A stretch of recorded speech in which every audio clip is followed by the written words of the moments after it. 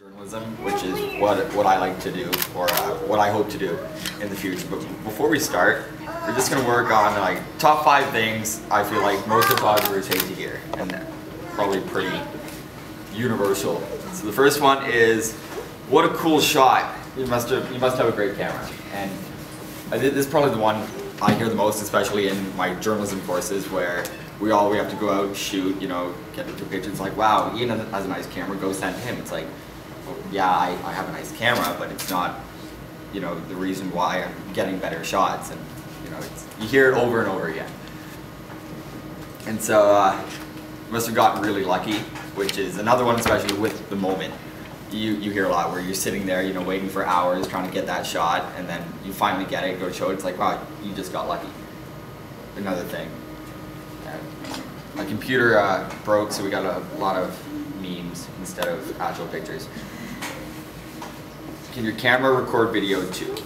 I don't mind too much, but when you try and establish yourself as a photographer, a lot of people come to you expecting that you can do video as well, and a lot of people can do that, but some of us try and focus down, like, yeah, I just do photography, so yeah, I can do video, but I would prefer not to, in a strange way. Like, videography is much different than photography. Forgetting to credit the photos. So I have this a lot, especially on Facebook, where people will, you know, they use your photo and then it's like, that's your profile picture or just whatever, and then they don't credit you, and they'll tag all their friends in it, but they don't tag the photographer. It's like, hey, that's a great shot, who took that? Oh wait, I did. Yeah, just, you know, tag me. I'm a photographer too, and I got a specific moment for this. I was driving a buddy home from work, and he asked me, what do I do? It's like, oh, you know, I'm a photographer, I take pictures and stuff. It's like, oh, I'm a photographer too. I'm like, wow, really? Like, what do you take? Oh, mostly sunsets with my phone. It's like, okay, yeah, sure, why not? So, you know, he's showing me all his sunsets, and yeah, they're nice, but I think what makes us photographers is the way we see the world, which is much different than, I think, somebody trying to get that perfect sunset on their phone. So the moment. So through this, before we start, I want to show you, I guess, a few of, I guess, my favorite photos of all time. They're just from various photographers. I'm just going to talk about the story behind them a little bit. So yeah, what am I talking about?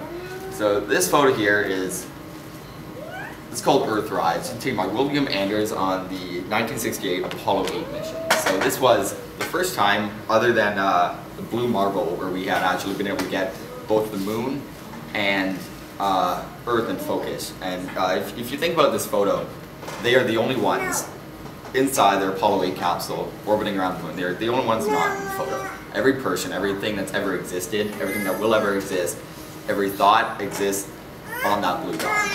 And so in there, they captured a moment in history where, you know, it's just them. And I think a year later, 1969, we actually landed on the moon, which is just phenomenal. This is criticized as one of the most important nature photos ever taken.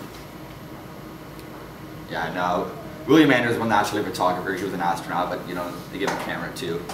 And Tank Man, June 5th, 1989. Everybody knows about Tiananmen Square, right? Pretty, I guess, important day. Now this was actually a still from video.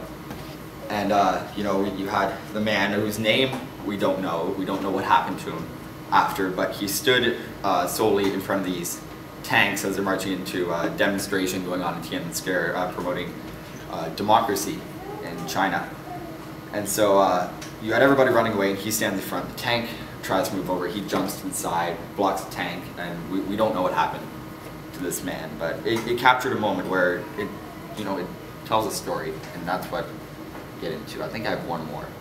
Yeah, it's Wait for Me Daddy, which is Claude P.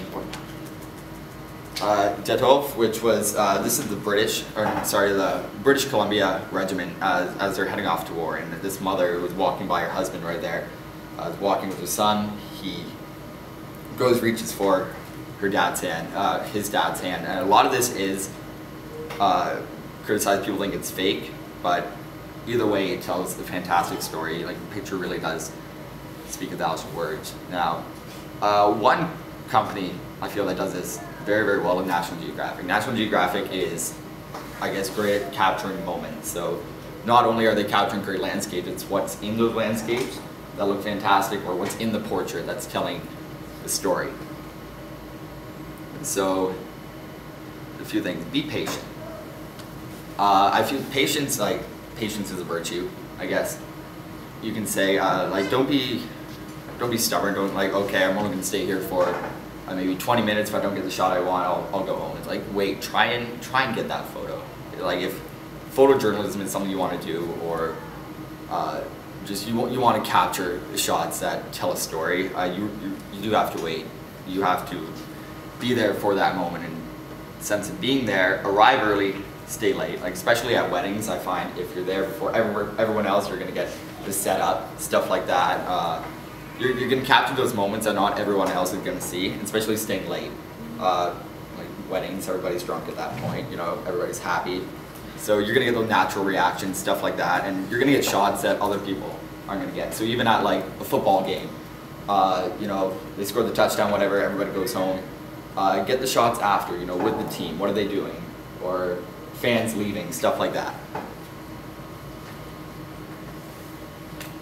So closer is not always better, and I'm not a huge fan of close-up photography. I prefer scenic portraits, or just get as far away, small subject. So I feel that tells more of a story, especially allows you to really expand on your background and set the scene for the story you're trying to tell. Yeah, so the background still matters. So yeah, you know, you have this beautiful scene of, you know, maybe a mother crying with her daughter over something. It tells a story, but then in the background you have like a red ice cream truck or whatever. Like, it ruins your shot. So just try and angle yourself so the background will suit the mood. Yeah, these are just important things. And turn around. So everybody's watching the soccer player score the goal, you know, instead of, you know, capturing that moment, turn around and capture the fans. Just little things like that can really help you tell a better story. Because at the end of the day, we are storytellers. It's our job to take this beautiful moment and, you know, make something of it. Like, yeah, anybody can take a photo, I guess, at the end of the day. Anybody with their phone can, you know, capture that sunset. But what makes us photographers is our ability to tell that story, and, you know, make people, you know, maybe do a little research on the photo you took, the thing you love. So, yeah, nice quick presentation, nothing big. All right, there you go.